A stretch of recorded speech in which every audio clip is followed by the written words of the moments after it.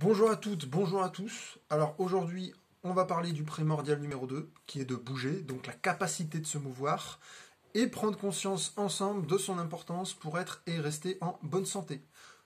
Premier point important, le mouvement génère de la chaleur, et votre température a un impact sur votre santé.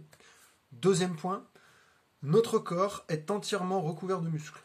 On en a plus de 600, pour être précis 640. Donc la question à vous poser là tout de suite, combien vous en connaissez? Et bien comprendre qu'on doit connaître ces muscles, leur utilité dans le corps, être en mesure de les situer, et surtout ne pas se limiter uniquement à ceux visibles devant son miroir, donc comprendra qui pourra.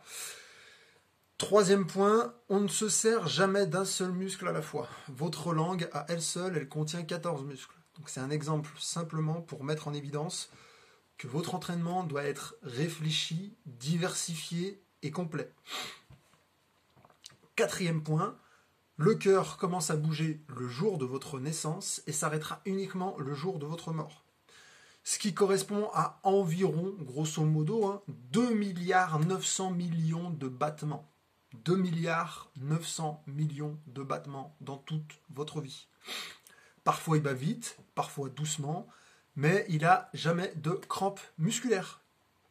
Donc ça nous montre que le repos n'est pas synonyme d'arrêt et que avoir des crampes musculaires n'est pas normal.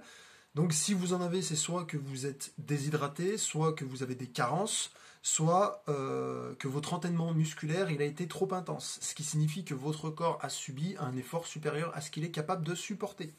Donc pour bien comprendre l'importance de bouger, on va regarder justement ceux qui ne peuvent pas bouger. Donc c'est qui? C'est les personnes qui ont un problème lié à un alitement de longue durée. Donc en gros, c'est les personnes qui passent la totalité de leur temps dans un lit sans pouvoir agir par eux-mêmes, en gros. Donc on a quoi comme effet secondaire à un alitement? Ça génère des caillots de sang, constipation, dépression, donc ça a un impact sur le psychologique, le simple fait de ne pas bouger, de ne pas pouvoir bouger. Donc, comme je disais, cailloux de sang,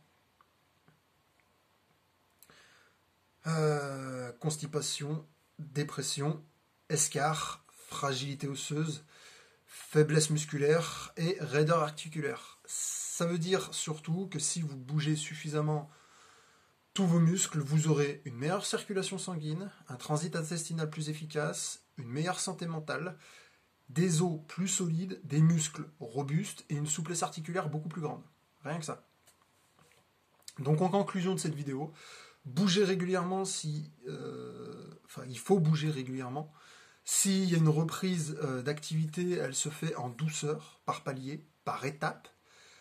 Instruisez-vous un maximum avant de faire quoi que ce soit pour éviter les accidents et n'hésitez pas à demander de l'aide et bien sûr, prenez soin de vous. À la prochaine vidéo.